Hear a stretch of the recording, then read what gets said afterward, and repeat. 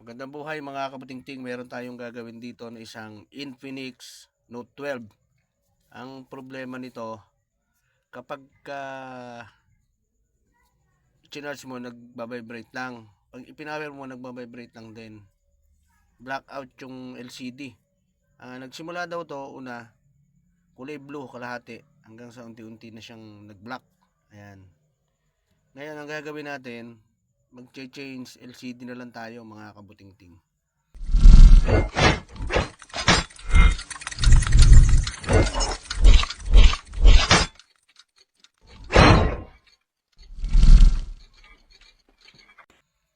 Kaya unang gagawin natin, gagamit tayo ng hot air at iinitan natin yung kanyang back cover to,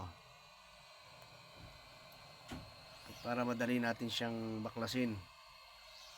Ayan, para lumambot yung kanyang dikit. Tapos pagka nainitan na natin, gagamit tayo ng to, pwede yan, card ito, o kaya yung curve. Yan, dito natin yan. Pagka kasi nainitan yan, madali yun eh, lalambot yung dikit niyan eh. Ayan.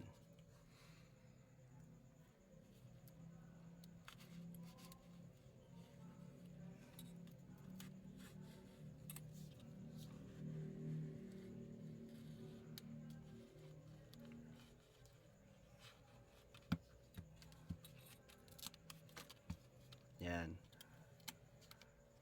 Yan, tanggal na natin.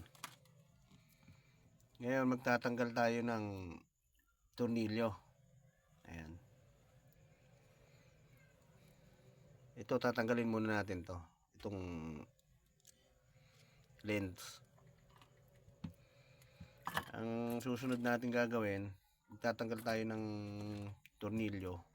Ayan, mga tornilyo na yan. Kasi tatanggalin naman natin yung kanyang side cover. Kaya kailangan lahat ng mga tornilyo tanggalin natin. Ayan, dito naman tayo sa baba ngayon magtatanggal ng tornilyo.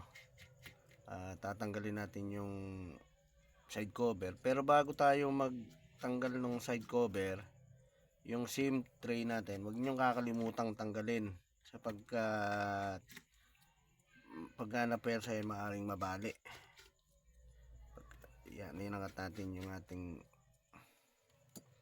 side cover. Wala kaming pakialam! Ayan, natanggal na natin. Ngayon tanggalin natin yung kanyang SIM tray. Ayan.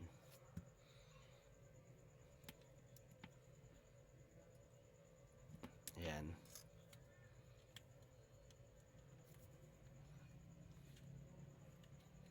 Ayan yung SIM nyo, nakataob. Ayan, dito tayo sa ilalim.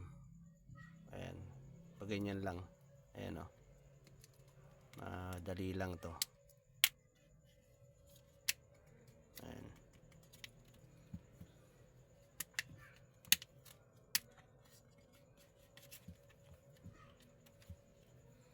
Para maiangat lang natin yung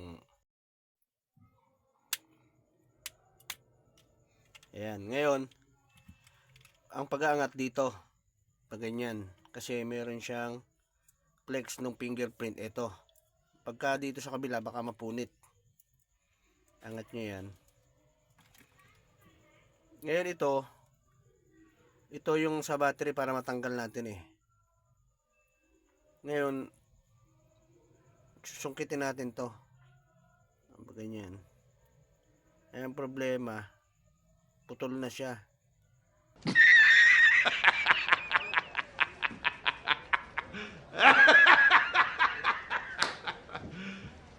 Ayan, parehas. Kaya ang gagawin na lang natin dito sa gilid, gagamit tayo ng solution. Yung iba fluid ang ginagamit dito eh. Yung iba thinner. Ayan, itong ginagamit natin electronic thinner yan. Tanggalin nyo yung flex ng ating battery. Ayan. Ito yung sa LCD natin. Pagka nalagay nyo dito sa ilalim o kaya dito sa side, pwede. Ayan o. Madali na siyang tanggalin. Di ba? Kasi nalagyan na natin siya ng solution. Ngayon ito yung flex ng ating LCD. Ayan. Try nyo itulak kasi ito medyo luma na rin. Ayan o, umangat na siya. Kaya hindi na natin siya iinitan. Ayan. Natanggal na natin. Ngayon bago tayo magpalit ng bagong LCD, ang gagawin nyo, lilinisan nyo to. Ito. Ayan. Paikot. Para yung mga naiwan dikit, yung adhesive, hindi maging sagabal na sa bagong LCD natin. Para nakalapat siya. Ayan.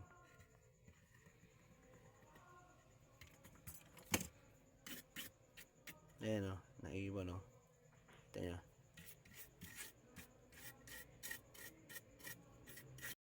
Ngayon, nalinis na natin. Ito yung ipapalit natin.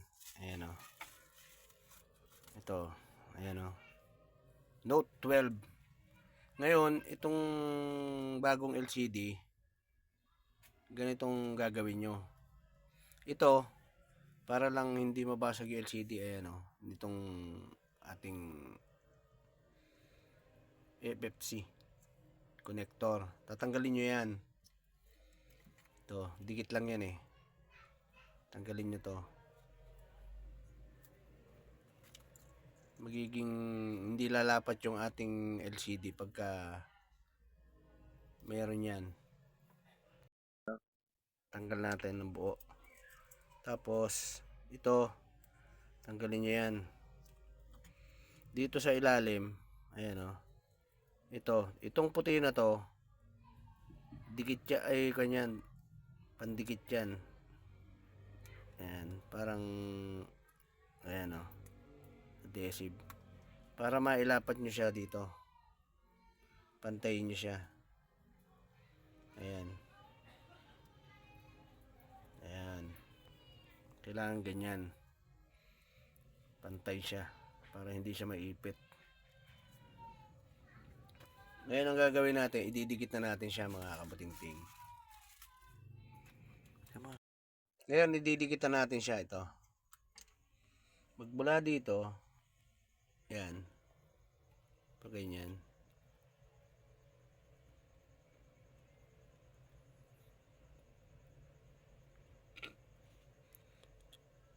Kailangan paikot.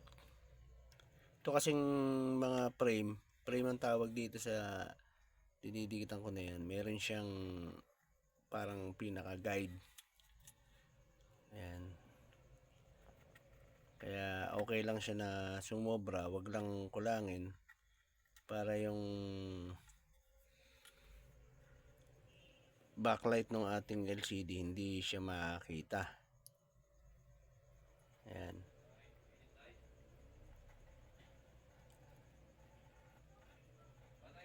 Paikot hanggang dito. Ayan. Tsaka natin siya ilalapat yung ating bagong LCD.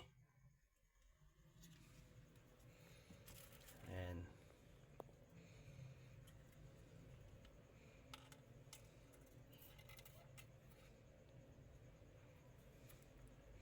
Itulak nyo siya ng pababa. Tapos pataas para lumapat. Pa side. Tapos pa side ulit. Ayan. Tapos ikakabit natin yung kanyang flex. Kabit nyo muna yung flex bago nyo siya ilapat. Ayan. Ganyan ang gagawin nyo, tapos nyo siya ilalapat. Ayan. Kasi medyo mahaba siya talaga eh. Ngayon ay lapat na natin yung flex ng LCD. Isunod natin yung kanyang battery. Yan. Ikabit natin yung kanyang flex.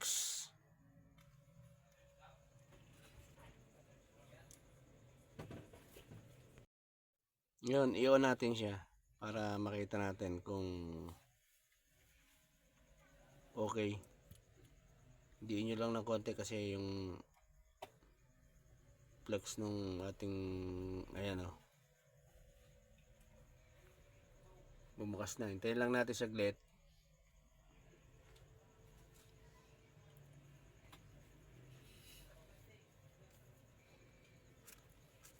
Tapos bubuin na natin siya. Itong ating cover, ikakabit nyo yung kanyang fingerprint. Ayan.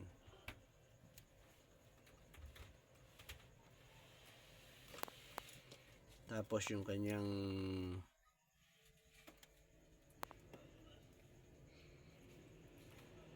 ayan, ilapat na natin habang inaantay natin na ayan, narinig nyo tumutunog, naglalak siya, ibig sabihin ayan o, meron siyang fingerprint, kaya dito na lang tayo sa emergency.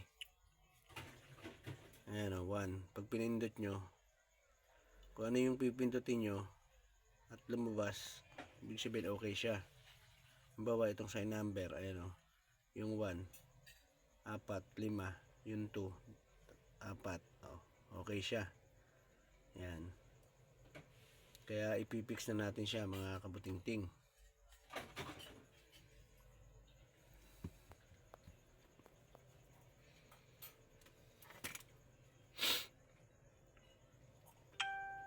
Game. Ikabit natin yung mga tornilyo. Ayan. Lahat ng tornilyo na tinanggal natin kanina, kailangang maibalik natin lahat yon. Ayan. Kaya lahat ng tornilyo itatabi nyo para sa pagbabalik hindi kayo mamroblema, maaaring kulangin.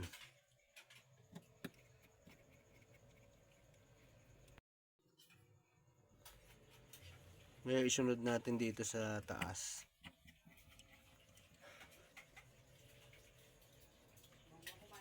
Yung mga tornilyo. Ayan.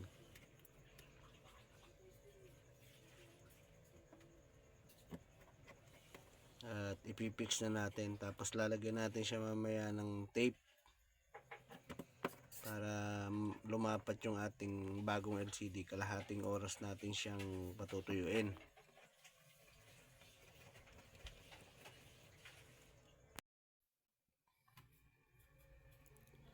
Ngayon, bago nyo ilapat itong ating back cover, ito kasing mga dikit niya, ayan o, kailangan yung tanggalin yan.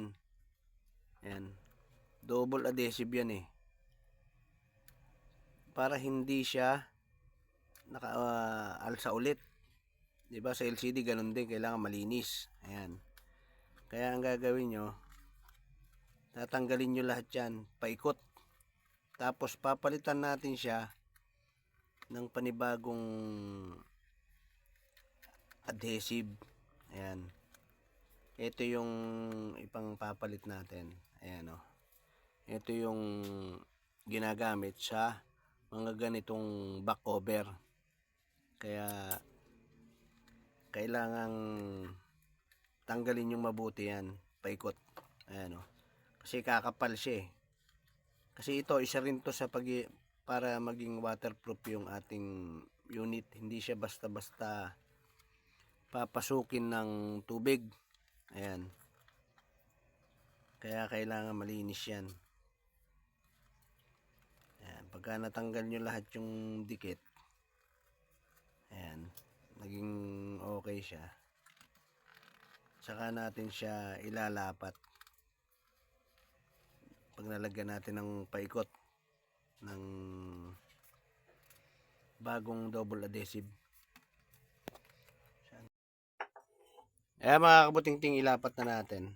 Unahin nyo rito sa taas na ganyan. Ayan. Idiin nyo rito kasi kailangan masakto siya rito sa may camera natin yung cover. Ayan o. Ayan, narinig nyo tumutunog. Ibig sabihin, lumalapat siya. Ayan. Pagka tumunog, ibig sabihin, lumapat siya. Ayan. Ganyan ang pagkakabit niyan. Kailangan pantay. Ayan o. Ayan. Ayan.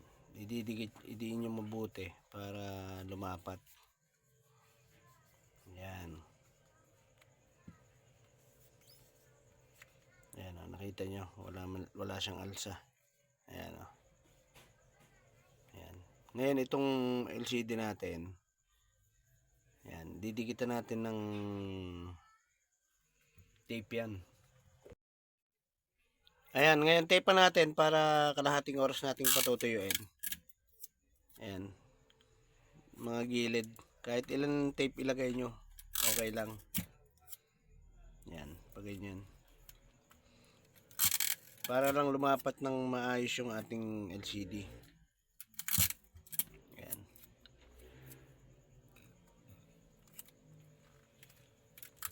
Kalahating oras hintayin natin para maging okay na yung ating bagong LCD. Ay mga kabuting-ting, tinipan lang natin para hindi siya umangat. Pero okay na yung ginawa natin. Ayan o. Magagamit na nung may-ari. Ayan. Ayan o. Gumagana naman siya ng maayos. Ayan. May password eh. Ayan. Sa fingerprint tayo. Ayan o. Okay na siya. Ayan. Napipindot siya ng tama. Kapag ganyan, okay na yung ginawa natin.